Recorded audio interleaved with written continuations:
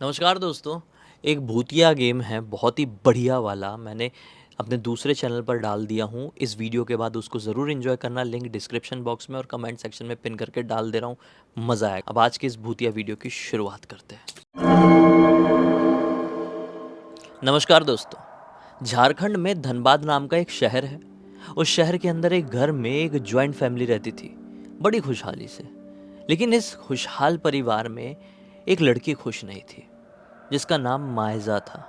उम्र रही होगी 12 साल के आसपास की। आप सोच रहे होंगे कि 12 साल की लड़की को किस बात का गम। बताता हूँ। मायजा को उसके जितने भी कजिन्स थे वो इग्नोर करते थे। कजिन्स मतलब मायजा की जो चाची थी, उनकी ना 5 लड़कियां थी और एक लड़का था। ये सब के सब मायजा को इग्नोर करते थे, अपने साथ नहीं खिलाते थे। मायजा के 3 भाई थे, उनको वो थोड़ा बहुत अपने साथ खिला लिया करते थे। मायजा की जो चाची थी उससे बातचीत भी नहीं करती थी। चाचा भी फुल्ली ऐसा कुछ पूछ ली, चाचा चाचा ये क्या है वो क्या है, तो हल्का सा ऐसा जवाब दे दी और वो भी अपने काम पे निकल जाया करते थे। मायजा के पिताजी भी, उसके अब्बू भी उसको पूरी तरह से इग्नोर करते थे, बिल्कुल नहीं चाहते थे। एकदम रिएक्शन से सामने समझ में आता था कि मुझे पसंद नहीं करते। मायजा समझ जाती थी। मायजा की सिर्फ अम्मी उससे प्यार करती थी। वो हमेशा पूछती थी कि मम्मी ऐसा क्यों होता है मेरे साथ, सब लोग मुझसे नफरत क्यों करते हैं। तो उसकी मम्मी यही कहकर टाल देती थी कि देख, ये सारी चीज़ों की तरफ ज़्यादा ध्यान मत दे, ये बड़े लोगों की चीज़ है, तू बहुत छोटी है। मायजा अपने परिवार में थोड़ी छोटी तो थी, एक दो ही कजिन रहे होंगे जो इससे छोटे रहे होंगे। खैर, आगे बताता हूँ, ध्यान से सुनो। जब ये 13 साल के आसपास की हुई तो एक दिन बहुत गुस्सा हो गई, रोने लगी और खाना भी नहीं खा रही थी। तब उसकी अम्मी ने बोली, अरे बेटा खाना खा ले, खाना खा ले, चल तुझे इतना गम है तो तुझे बताऊंगी कि क्यों तुझसे सब नफरत करते हैं, अब तो खा ले। मायजा इसी बात से मुंह फुलाकर बैठी थी कि उसको आज जानना ही था। आज ओवर हो गया था। मोहल्ले पड़ोस के बच्चों के साथ सब लोग खेल रहे थे, लेकिन इसको अब कोई भी नहीं खिला रहा था, तो एक बच्चे के लिए एक बहुत बड़ी बात होती है। तब उसकी अम्मी ने उसको बताई कि देख बेटा, शायद तुझे समझ में नहीं आएगा जो मैं बता रही हूँ, लेकिन बात यही है, आगे चल के भविष्य में तू समझेगी। उसकी अम्मी उसको बताती है कि जो मैं हूँ, मतलब तेरी अम्मी जो मैं हूँ, मेरे कितने बच्चे हैं? 4 बच्चे। उसमें 3 लड़के हैं, 1 लड़की है। और तेरी जो चाची है, उनकी 5 लड़कियां हैं और 1 लड़का है। तो तेरी चाची हमेशा मुझे ताना दिया करती थी कि तुम्हारा तो अच्छा है, 3 लड़के हैं, सिर्फ 1 लड़की है, तुम कितने भी पैसे खर्च कर सकती हो, अपनी लाइफ बहुत अच्छे से जी सकती हो। मैं कहाँ किस्मत की मारी, मेरी 5-5 बेटियां हैं, 1 बेटा है। मैं तो खुल के हाथ फैला के अपने पसंद की कोई चीज़ भी नहीं खरीद सकती। और यही कारण बना तेरी चाची तुझसे भी जलन करने लगी। मुझसे तो करती थी, अब वो जलन तुझ तक ट्रांसफ़र हो गई है।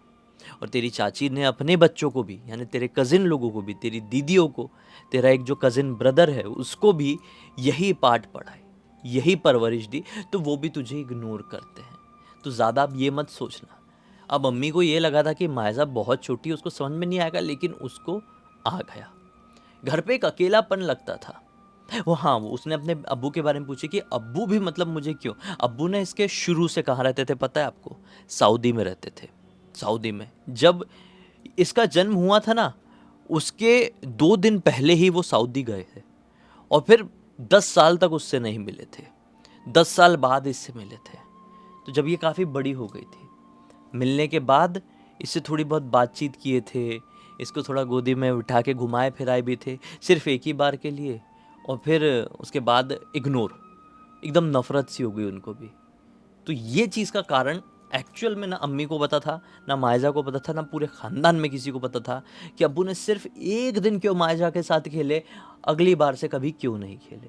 खैर, जब ये 14 साल के आसपास की हो गई और इसके जो पिताजी थे वो अभी भी सऊदी में ही थे काम धंधे के चक्कर में, तब इसकी दादी ने, मायजा की दादी ने, मायजा, उसकी मम्मी और उसके सारे भाइयों को घर से बाहर निकल दिया।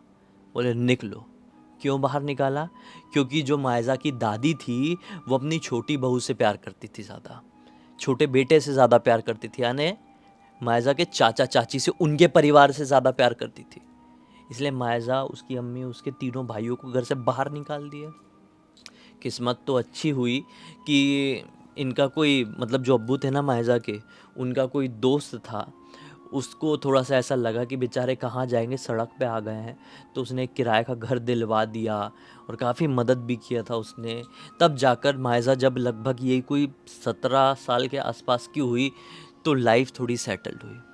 अब मायजा कॉलेज वॉलेज में पढ़ने लगी थी, स्कूल वगैरह तो पहले ही पढ़ रही थी और उसकी पढ़ाई लिखाई में ज़्यादा कॉम्प्रोमाइज़ नहीं होने दिया अम्मी ने, क्योंकि अब्बू पैसे भेजते रहते थे पढ़ाई लिखाई के लिए बच्चों को। भले ही वो बच्चों से ज़्यादा प्यार नहीं करते थे, बात नहीं करते थे, मायजा से तो बिल्कुल ही नहीं करते थे यार। लड़कों से करते होंगे तो करते होंगे, वो अलग ही मैटर है, लेकिन इस लड़की से नहीं करते थे, लेकिन पैसे भेज दिया करते थे। ऐसा करके भाई ये 17 साल की हो गई, अब कॉलेज में आ गए। कॉलेज में ना इसको एक लड़का मिला। ये लड़का बड़ा ही प्यारा, बातचीत करने में इतना अच्छा। जो बचपन से इसने हमेशा अकेलापन देखी थी ना, वो अकेलापन वो लड़का दूर कर रहा था। उस लड़के का नाम सलमान था। सलमान को ये बहुत चाहने लगी और सलमान भी इसको बहुत चाहने लगा। 1 साल तक इनका अच्छा मिलना जुलना हुआ, एक डेटिंग सी हुई। जब इसने 18 क्रॉस करी तो डिसाइड की कि मैं अपने घर पे बात करूंगी और सलमान तू अपने घर पे बात कर, हम शादी करेंगे। लेकिन जिस दिन इन लोगों ने डिसाइड किया ना, उसी दिन से मायशा के सर में बहुत दर्द होने लगा। अब मायशा जब भी सलमान से मिलती तो उसको बहुत घबराहट होती, हार्ट बीट बहुत तेज हो जाती। ऐसा लगता कि कोई एक इनविजिबल सी फोर्स है जो ये दोनों को अलग करना चाह रही है। मायशा के ऐसे हाथ पैर कांपते थे दोनों, ऐसा हाथ पकड़ने को होते थे ना तो मायशा को पूरे ऐसे हाथ कांपने लगते थे, धक धक धक धक धक धक, ऐसा लगता था दिल निकल के बाहर आ जाएगा, मुंह में आ जाएगा, ऐसी वाली कंडीशन हो जाया करती थी। मायजा को समझ में नहीं आता था कि ये क्यों होता है। और जब वो सलमान से नहीं मिले जिस दिन, उस दिन वो फिट एंड फाइन है। जिस दिन मिल रही उस दिन वो पानी भी नहीं पी पा रही, ऐसी हालत खराब, पूरा शरीर कांपता था, दर्द होता था शरीर का, एक एक अंग, एक एक हड्डी। 206 हड्डी थी ना, 208 हड्डियां दुखती थी, समझ लो आप। ऐसी वाली कंडीशन हो गई थी मायजा की। वो ये चीज़ को ध्यान में रखने लगी थी कि यार ये चीज़ मेरे साथ होती है। जब ये चीज़ बहुत ज़्यादा हो गई ना मायजा के साथ, तब जाकर इसको समझ में आया कि ये चीज़ बहुत नई नहीं है, ये चीज़ तो बहुत पुरानी है। बहुत पुरानी इन द सेंस, मैं आपको थोड़ा सा अब फिर से कहानी में पीछे लेकर जाता हूँ। मायजा जब यही कोई 13 साल के आसपास की रही होगी, और जब मायजा को पता चला था कि मेरी चाची, मेरे अब्बू, मेरे चाचा, मेरे कज़न्स मुझसे क्यों नफरत करते हैं, उसी टाइम से मायजा को एक अजीब सी फीलिंग आती थी। जब वो सोती थी तो उसको ऐसा लगता था कि उसके नज़दीक आकर कोई सोया है, कोई ऊपर आकर बैठ गया है। वो आँख खोल लेती थी और बॉडी को बहुत हिलाने की कोशिश करती थी, लेकिन ना ही मुंह से एक शब्द भी बोल पाती थी, ना ही एक उंगली भी ऐसे हिला पाती थी। कोई तो था जो परछाई के रूप में इसके ऊपर बैठे रहता था। कुछ आयतें इसको आती थी, पढ़ती थी, तो वो चीज़ थोड़ी एकदम धीरे से जाती थी भाई। ये अपनी अम्मी को बताया करती थी कि मेरे साथ ऐसा होता है वैसा होता है रात में। तो उसकी अम्मी बोलती थी कि अरे तू बहुत ज़्यादा सोचती है, पीरियड वगैरह आते हैं ना लड़कियों को, उसको आने लगे थे, थोड़ी अशुद्ध रहती है, तो उस समय अगर डर जाओ ना तो ऐसे बुरे बुरे सपने आते हैं। तो मायजा बोलती थी कि मैं डरी नहीं, उल्टा मैं सपनों से डरती हूँ, और वो सपना नहीं होता, वो हकीकत होती है। उस जब भी उसको होता था वो अपनी अम्मी को बताती थी, अम्मी यही कहकर उसको टाल देती थी, तो फालतू बातें करती है, बिना मतलब का टेंशन लेती, ये वो दुनिया भर का, ये पढ़ के सोया कर, वो पढ़ के सोया कर। ये पढ़ के सोती थी तो भी वो चीज़ ख़त्म नहीं होती थी, डर उतना ही लगता था, वो चीज़ उसी लेवल पर आती थी। खैर, इसने धीरे धीरे करके अपने आप को मनाना शुरू कर दिया था। जब ये थोड़ी और बड़ी हुई थी और जब दादी ने इन लोगों को घर से बाहर निकाल दिया था और ये दूसरे घर में आ गए थे, तब वो चीज़ और भी ज़्यादा बढ़ गई थी, बहुत ज़्यादा बढ़ गई थी। लेकिन ये चीज़ सिर्फ सोते समय होती थी, रात के समय उसी रूप में कि कोई आकर बैठा है, एक परछाई सा है, सांस नहीं ले पा रही है, कोई गला घोट रहा है, ऐसी वाली फीलिंग होती थी। लेकिन जब अब इसने डिसाइड करी कि सलमान से मैं शादी करना चाहती हूँ, तब वो चीज़ और भी ज़्यादा हावी हो गई है और मिल रही जुल रही है, तो इसका ऐसा लग रहा है कि मेरी जान ही निकल जाएगी, मुझे अटैक आ जाएगा। फिर अपनी अम्मी से बात करे तो अम्मी वही बोले, अरे तू पुरानी चीज़ लेकर आ गई, पहले तो सिर्फ रात रात का बोलती थी, कुछ टाइम से तूने 1 आध 2 साल से रात का बोलना बंद करी, तो अब तू दिन में बोल रही है, तुझे हो क्या रहा है। तब इसने बताई कि मेरा एक बॉयफ्रेंड है सलमान, उससे मैं जब भी मिलती हूँ तो ऐसा ऐसा होता है। अम्मी ने बोली अच्छा, कौन है, मिलवाने के लिए लेकर आ।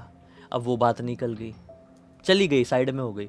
अम्मी ने बोल दी कि मिलवा, तो सलमान को मिलवाने के लिए घर पर लेकर आई। फिर अम्मी को पसंद आ गया लड़का। अब इसकी मम्मी सलमान के घर पर गई, सब एकदम हो गया, एकदम रिश्ता विश्ता पक्का हो गया। लेकिन जब से रिश्ता पक्का हुआ तब से सिचुएशन और भी ज़्यादा वर्स्ट होने लगी, और भी ज़्यादा। अब इसको ऐसा लगता कि ये सोती है और इसको ऐसा लगता है कि इसकी आत्मा उठ के, लिटरली इसकी आत्मा उठ के कमरे से निकली है बाहर। ये अपने आप को सोते हुए देख पा रही है। कमरे से बाहर निकली, घर का दरवाज़ा खुली तो बाहर है अंधकार भरा हुआ जंगल। ये ऐसा देख रही है सपने में, और ये सपना नहीं था, ये हकीकत सी फील होती थी, अपने आप को जाता हुआ देखती थी। ये जंगल में है, चारों तरफ पेड़ पौधे और अजीबो गरीब चीखने चिल्लाने और रोने गाने की आवाज़ें हैं। वहाँ से दो लोग दौड़ते हुए इसकी तरफ आते हैं, एक औरत और एक आदमी। इसको बहुत बुरी तरह से पीटते हैं। जिस दिन मेन शादी पक्की हुई थी ना, इन लोगों की डेटेड फाइनल हुई थी ना, उस दिन इतना पीटा गया इसको, इतना पीटा गया कि इसके तो मतलब इतना शरीर की ऐसी दुर्गति हो गई थी कि ये उठ नहीं पा रही थी।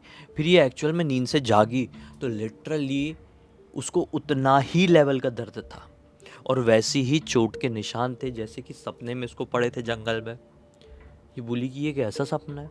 फिर अम्मी को बताया। अम्मी बोले अरे बस यार, अब तो बड़ी हो जा, तेरी शादी होने वाली सिचुएशन हो गई है, निकाह पक्का हो गया तेरा, ये सब फालतू की चीज़ों में क्यों लगी हुई है, मैच्योर हो।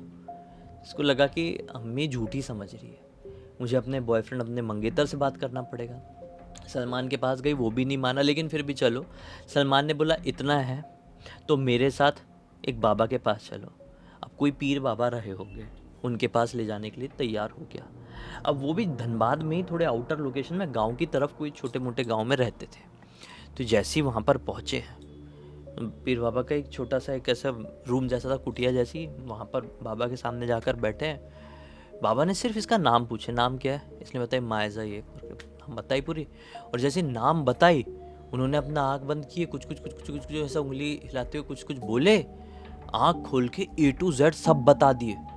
बोले कल रात में तुझे ऐसा ऐसा सपना आया था, ऐसी चोट हुई है, यहाँ यहाँ पर ज़्यादा दर्द हो रहा है, और तुझे ये चीज़ बहुत सालों से लगी आ रही है, तू असली में अभी पकड़ पाई है, तेरा इससे निकाह कुछ दिन पहले ही पक्का हुआ है, सब A to Z बता दिए। तब जाकर सलमान बोलता है बाबा आपको कैसे पता। अब जाकर सलमान की आंखें खुली। सलमान ने बोला कि क्या इसमें एक बूंद भी सच्चाई है। बाबा ने बोला सच्चाई नहीं होती तो मैं कैसे बता देता रे, और तुझे भरोसा नहीं है तो लेकर चली जा अपने मंगेतर को, ऐसा सलमान को बोल दिए। तो सलमान ने बोला नहीं बाबा आप कीजिए, कुछ कीजिए। तो बाबा ने कुछ पानी पढ़कर इसको दिए, इसको झाड़े फूके, सब इसके साथ जो भी करना था, अनुष्ठान वगैरह, क्रिया वगैरह सब कुछ किए। कुछ ये कोई 21 दिन के लिए कुछ पढ़ने के लिए दिए। इसने सब करी सब करी सब करी।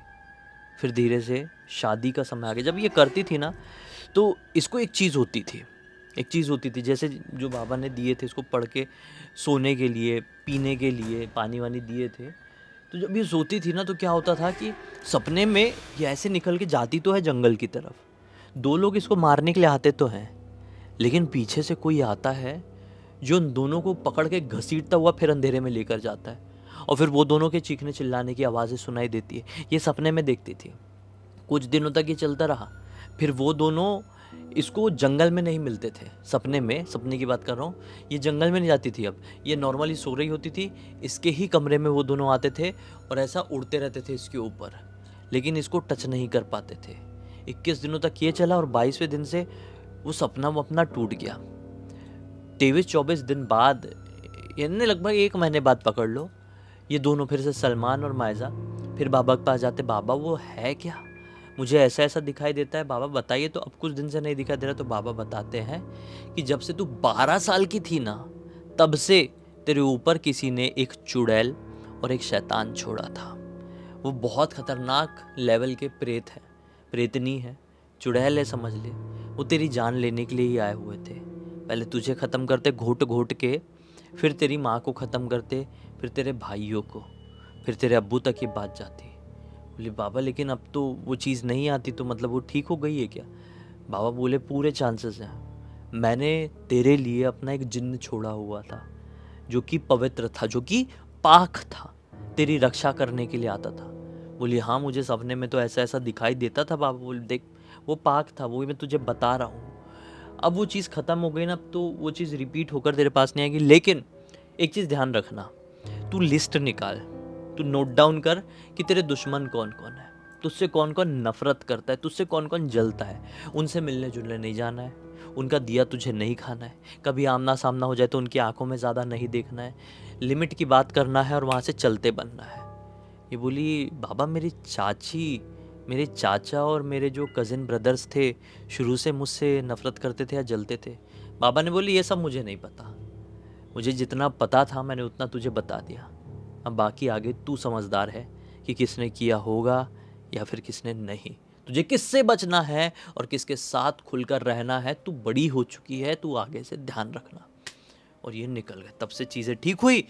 काफ़ी साल हो गए दोनों के शादी को, शादी वादी हो गई। आज एक लड़का है एक लड़की है, 11 साल हो गए मतलब। और ये दोनों बहुत खुशहाली से अपना जीवन यापन कर रहे हैं। इसकी चाचा चाची से बिल्कुल बातचीत नहीं है, कज़न ब्रदर्स लोगों से नहीं मिलती है, कज़न सिस्टर्स लोगों से, आई मीन ब्रदर तो एक ही था कज़न में। इसके अब्बू इससे अब भी अच्छे से बातचीत नहीं करते हैं।